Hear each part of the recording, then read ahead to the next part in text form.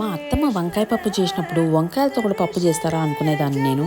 కానీ తిన్నాకే అర్థమైంది వంకాయ పప్పు సూపర్ ఉంటుంది. ఎట్లా చేస్తుండంటే 15 నిమిషాలు నానబెట్టుకున్న కందిపప్పులో పెద్ద పెద్దగా కోసిన వంకాయలు, కొన్ని టమాటాలు, కొన్ని మామిడికాయ ముక్కలు, కొంచెం పసుపు వేసుకొని ఒక 2-3 విజిల్ ఉడకబెడుతుండే. మామిడికాయలు దొరికిన సీజన్లో అయితే కొంచెం చింతపండు వేసుకుంటే సరిపోతుంది.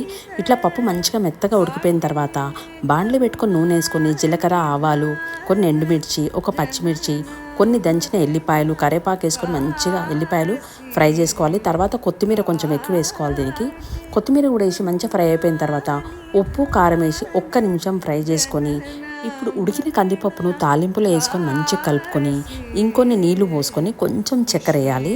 వేసుకొని ఒక 5 నిమిషాలు ఉడికించుకుంటే మన వంకాయ పప్పు రెడీ అయిపోతుంది.